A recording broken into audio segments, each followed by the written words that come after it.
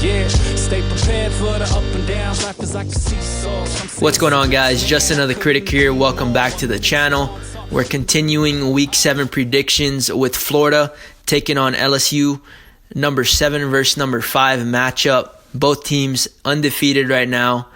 And man, for those of you betting on this game, crazy spread right now, 13.5. Florida 3-2-1 against the spread. LSU 4-1 against the spread. As far as the statistics go right now, let's run over those real quickly, and then we can jump into my thoughts. Right now, Florida averaging 32 points per game, allowing 9 points per game. Offense putting up 284 through the air and 140 on the ground. Defense allowing 183 through the air and 94 on the ground. LSU offense averaging 54 points per game.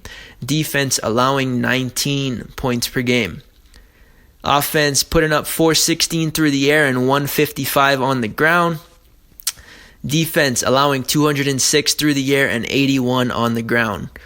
And so, obviously LSU had a bye last week. They had Utah State, which was basically like a bye. They went out there and obliterated Utah State 42-6, I believe the final was. Florida taking on Auburn in a matchup that really most people didn't expect them to win. To be honest, I was one of those people. And I just really didn't see Florida finding a lot of success offensively. I wasn't really sold on TRASK. I'm not really sure I still am. The big issue and the big thing that stood out to me versus Auburn was their inability to really cover anybody. They had linebackers matched up. It was just a whole bunch of matchup issues, and the corners on the outside really just couldn't keep up with Florida's wide receivers. That's the reality of it.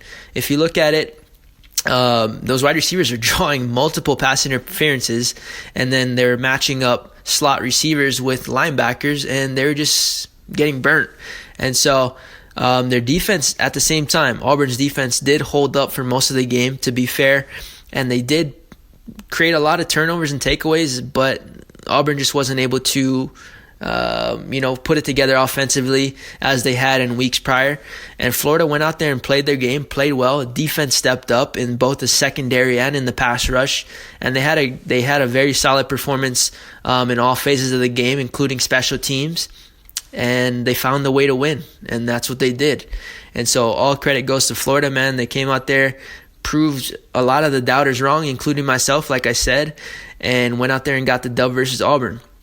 Now, what I saw in that game, like I said, was just a mismatch in the secondary, and pretty much Trask, while he was facing pressure in a handful of moments, for the most part, his O-line did a pretty good job in giving him a decent amount of time in the pocket as much as they could versus those NFL dudes up front for Auburn. But coming into this matchup versus LSU, that's going to be a totally different animal. I think it's quite the opposite what they're going to be facing, and it's going to be an interesting matchup. Because what LSU brings to the table and what they're known for is being a pretty solid team in coverage, right? And in the secondary, and being able to match up with your wide receivers. However, they're not necessarily known for getting consistent pass rush with those guys that they just have up front, with their front four or front three. That's not something that they've gotten consistent pass rush out of those guys. So they're typically going to be sending an extra defender. And however, they are able to do that because of some of the talented dudes that they have in the secondary and their ability to man up with guys and play man-to-man and send extra defenders to blitz. And so with all that being said, I do think the spread on this game is way too high, 13.5. That's pretty disrespectful to Florida, especially the showing that they put out versus Auburn. But at the same time, I understand it because what LSU brings to the table is the strength that Auburn needed in order to play well against a team like Florida, who really just outmatched them from a man-to-man perspective in a wide receiver versus DB, and whenever their linebackers have to go into coverage. And when you face a team like LSU, not only can their DBs cover, but their linebackers are much more athletic. Those guys are practically, safeties playing at the linebacker position. And so, all that being said, I think both of these teams are very good. The biggest question is I still am not sold on Kyle Trask. I don't know. Something in my gut is just telling me, because in reality, if you look at that Auburn game, he really didn't have to do anything special. He really didn't have to, thread the needle and hit tight windows. He was getting some good separation from his wide receivers. They played a big role, and I don't knock him for it. He was just doing a good job and managing the game and taking what the defense gave him and limiting mistakes. He wasn't trying to do anything that wasn't required of him. He was taking what the defense gave him. His defense was playing solid football. Auburn's offense wasn't moving the ball. So I'm not saying that he isn't capable of making those types of throws and hitting his guys on time and, throwing dimes to his wide receivers. I'm sure he is, but we just haven't seen him put in that position before. And so playing in enemy territory in Death Valley, I believe this game will be heavily decided on what he's able to produce versus this LSU defense, who is going to be much better in coverage than we saw from Auburn. And so LSU, on the other hand, we know what they bring to the table. Up to this point, we've seen a lot of hurry-up play, a lot of hurry-up offense. They've gone to a spread concept, and they're pretty much dominating in the pass game right now. No one up to this point has been able to stop them. Obviously, we can argue that they haven't really played a really good defense up until this point, and I would have to agree with that. At the same time, they have looked good. If you just look at them, if you just watch them play football, you can kind of tell that they are a much different team than we saw a season ago. We usually and typically get a LSU team who likes to run the ball and likes to be physical, dominate at the line of scrimmage, and really only go to the pass game when it's needed and necessary. But now they've kind of leaned heavily on that pass game, gone away from the run game. They haven't been able to run the ball consistently, and that's another issue for them, especially coming into this game. If Florida can even slow down that pass game of LSU, and really force them to be force them into running the ball again, that could present some issues for LSU, because they haven't really been doing it all year long. And so while I do think Florida is a phenomenal defense, I just don't think they're going to find it as easy defending these guys, not only their wide receivers in coverage, but we're going to see a lot of short dump down passes to number 22 at running back for LSU. And at the same time, LSU is still haven't really brought out their weapon in John Emery Jr. And so that guy is being heavily underutilized. Maybe they'll give him a ton of reps in this game. Maybe they feel like he's not ready to step up on this stage just yet. I don't know why they're not playing him yet.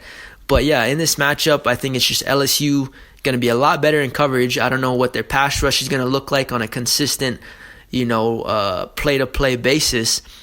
But that secondary, they're able to put their guys on an island and send extra defenders. In that same case, that could be the same case for Florida as well, with some of the corners that they typically produce and send to the NFL. They are known to have great cornerbacks. And they have been playing really well as far as the defensive line goes in getting pass rush and disrupting the quarterback. Now, LSU, at this point, I have them winning this game 31-20, and that's simply because I trust Joe Burrow right now more than I trust Kyle Trask. I understand that Trask had a good game, right? He had a good game versus Auburn. But once again, he didn't have to do anything, I guess, spectacular. He just took what the defense gave him. His guys got good separation. He hit his guys in stride and let them go out and make plays. In this game versus LSU, I don't think that'll be the same case, where his wide receivers are going to find that same type of separation and allow him to make easy throws.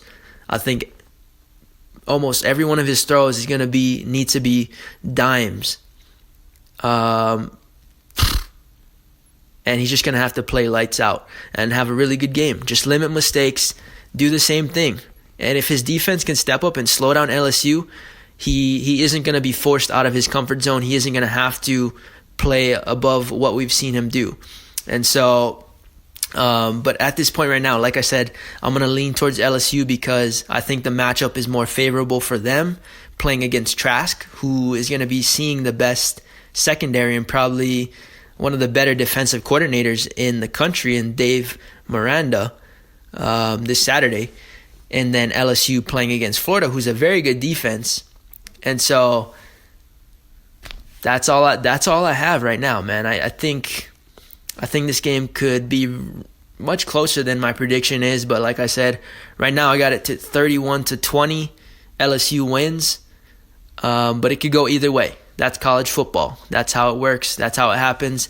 Anything can happen on Saturday. But with that being said, I'll be doing my upset alert picks, which a lot of you guys might be surprised by who I've got on upset alert. And and that'll close it out for this week's predictions.